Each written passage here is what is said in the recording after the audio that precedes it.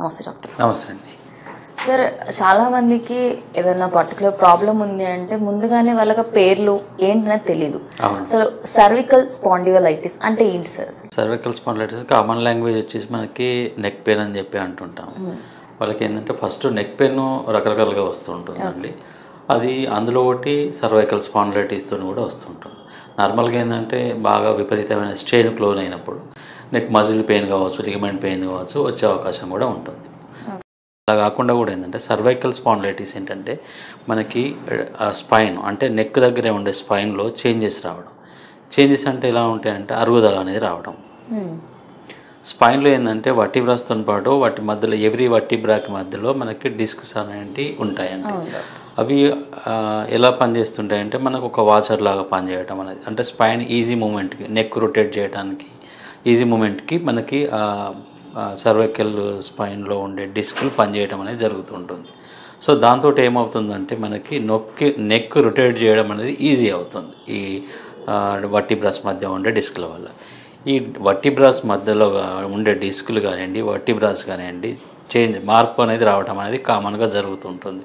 అంటే మార్పు అంటే అరుగుదల రావచ్చు, డిస్కులలో ఏమవుతుందంటే పలచబడడం కావచ్చు, లేదు అంటే ఒక్కోసారి అవి హెర్నియేషన్ అంటే కొంచెం పక్కకు జరగడం కావచ్చు, లేదా బల్జ్ ఉబ్బటం లాంటిది కావచ్చు, ఇలాంటివి కూడా జరుగుతూ ఉంటాయి. సో ఇలాంటి మార్పు వచ్చినప్పుడు ఏమవుతుందంటే నెక్ పెయిన్ స్టార్ట్ అవ్వడం అనేది జరుగుతూ ఉంటుంది.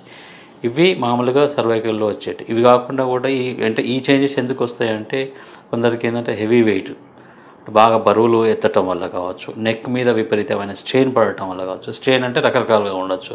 కొందరు బరువులు మోయటం వల్ల కావచ్చు, ఎక్కువ సిస్టమ్ చూడటం కావచ్చు, లేదంటే ఎక్కువ దూరం బండి నడపడం కావచ్చు, కార్ డ్రైవింగ్ వల్ల కావచ్చు, లేదంటే ఇంతకుముందు ఏదైనా నెక్కు తాకే దెబ్బ వల్ల కావచ్చు, ఇంజురీస్ అలాంటివి ఏమైనా ఉన్నా కూడా నెక్ పెయిన్ వచ్చే అవకాశం కూడా ఉంటుంది. అంటే జనరల్గా ఏంటంటే సర్వైకల్ స్పాండిలైటిస్ ఒక సర్టన్ ఏజ్ మిడిల్ ఏజ్ తర్వాత వచ్చే అవకాశం ఎక్కువగా ఉంటుందండి. ఎర్లీ ఏజ్గా రావడం అంటే ఏంటంటే విపరీతమైన ఒత్తిడికి లోనైనప్పుడు మాత్రమే మనకి సర్వైకల్ స్పాండిలైటిస్ వచ్చే అవకాశం ఉంటుంది. కామన్గా వచ్చేది ఏంటంటే ఆఫ్టర్ మిడిల్ ఏజ్ తర్వాత వచ్చే అవకాశం ఎక్కువగా ఉంటుంది. సార్, మెడ నొప్పి అనే కాకుండా ఏదైనా ఒక పెయిన్ని మధ్య మీరు ఇందాకనంటే పర్టికులర్ మిడిల్ ఏజ్ వాళ్ళకే వస్తుందని అన్నారు కదా, చిన్నపిల్లలలో కూడా చాలామంది మెడ భాగం వస్తుంది అని అంటూ ఉంటారు. వాళ్ళకి ఎలాంటి సిమ్టమ్స్ ఉంటాయి డాక్టర్? చిన్నపిల్లలు అంటే కామన్గా ఏంటంటే సర్వైకల్ స్పాండిలైటిస్ చాలా వరకు రాదండి. ఏదైతే అంటే ఇంజురీస్ కానివ్వండి ఉంటే మాత్రమే వచ్చే అవకాశం కూడా ఉంటుంది. లేదు అంటే మిగతా టైంలో పెయిన్ వస్తుందంటే మాత్రం వాళ్ళకి మజిల్ పెయిన్ ఉండొచ్చు, లేదు అంటే ఒక్కోసారి విటమిన్ డెఫిషియన్సీ వల్ల కూడా ఉండొచ్చు. ఇది కాకుండా కూడా ఏంటంటే మనకి ఒక్కోసారి పిల్లలు ఒకటే పొజిషన్లో, ఇప్పుడు చిన్నపిల్లలు ఎక్కువసేపు అంటే ఈ మొబైల్ చూడటం బాగా అధికంగా అయిపోయింది.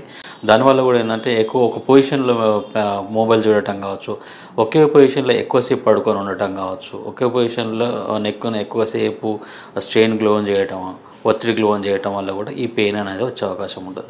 జనరల్గా ఏంటంటే పిల్లలలో ఎక్కువ వస్తుందంటే అది విటమిన్ డెఫిషియన్సీ ఉండొచ్చు, అబ్నార్మల్ పొజిషన్లో పెట్టి పడుకోవడం వల్ల కావచ్చు, ఎక్కువసేపు మొబైల్ చూడటం వల్ల కూడా ఉండే అవకాశం ఉంటుంది. సార్, నార్మల్ నెక్ పెయిన్కి అలాగే ఈ సర్వికల్ స్పాండిలోలైటిస్కి అంటే తేడా ఎలా తెలుసుకోవస్తుంది సార్?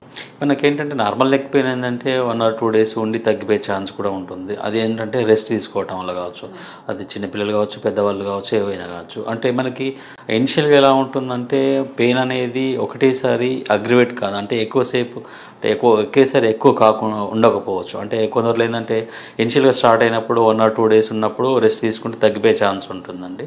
కొందరు ఏంటంటే రిపీటెడ్గా ఎప్పుడైతే వాళ్ళు స్ట్రెయిన్ అవ్వటం అయితే జరుగుతూ ఉంటుందో, లైక్ అంటే సిస్టమ్ చూడడం కావచ్చు, బండి నడపడం కావచ్చు, కార్ డ్రైవింగ్ కావచ్చు, ఇలాంటివి ఎక్కువగా నడిపినప్పుడు అవర్స్ ఎక్కువ స్పెండ్ చేసినప్పుడు నెక్ ఒత్తిడికి లోనైనప్పుడు మనకి ఆ సిమ్టమ్స్ అనేవి కనిపిస్తుంటాయి.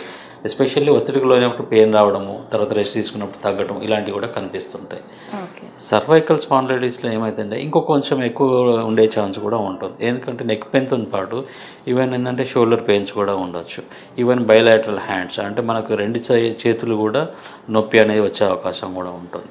ఒక్కొక్కసారి ఏమవుతుందంటే విపరీతమైన మనకి డిస్క్లలో చేంజ్ వచ్చినప్పుడు నర్వ్ కంప్రెషన్ కూడా వచ్చే అవకాశం కూడా ఉంటుంది. అంటే నర్వ్ కంప్రెషన్ వల్ల ఏమవుతుందంటే మనకి నెక్ భాగంలో మొద్దుబారినట్టు ఉండడం, మంటలాగా రావడము, చేతుల్లో లాగటము, చేతులు తిమ్మిర్లు రావడము, ఫింగర్స్లలో కూడా తిమ్మిర్లు రావడం అనేది సహజంగా జరుగుతుంటుంది. వీక్నెస్ అనిపించడము చేతులు, ఇలాంటివి కూడా జరుగుతూ ఉంటాయి అన్నట్టు. సర్వైకల్ స్పాండిలైటిస్ అంటే మనకి అలాంటి సిమ్టమ్స్ కనిపించినప్పుడు జనరల్గా ఏంటంటే ఎక్స్రే అడ్వైజ్ చేయడం అనేది జరుగుతూ ఉంటుంది. లేదు అంటే తీవ్రత ఇంకా ఎక్కువగా తెలుసుకోవాలనుకున్నప్పుడు మాత్రం సిటీ లేదు అంటే ఎంఆర్ఐ బ్రెయిన్ కూడా ఎంఆర్ఐ స్పైన్ కూడా చేయించుకునే అవకాశం ఉంటుంది. సార్ సర్వికల్ స్పాండిలైటిస్కి ట్రీట్మెంట్ ఎలా ఉంటుంది సార్? అంటే వాళ్ళకి ఎలా ట్రీట్ చేస్తారు? జనరల్గా ఏంటంటే ఇనిషియల్ స్టేజ్లో ఉన్నప్పుడు చిన్నప్పుడు ఎక్సర్సైజ్ చేసుకోవడం ద్వారా కూడా వాళ్ళకి తగ్గించుకునే అవకాశం ఉంటుందండి. సర్టన్ పీపుల్స్లో ఏమవుతుందంటే ఎప్పుడు చూడండి విపరీతమైన ఒత్తిడికి లోనవుతుంటే, లేదంటే డిస్క్లలో ఎక్కువ చేంజెస్ ఉన్నప్పుడు కానివ్వండి, వర్టిబ్రాస్లో ఎక్కువ చేంజెస్ ఉన్నప్పుడు కానివ్వండి, వాళ్ళు ఖచ్చితంగా ట్రీట్మెంట్ అనేది అవసరం ఉంటుందండి.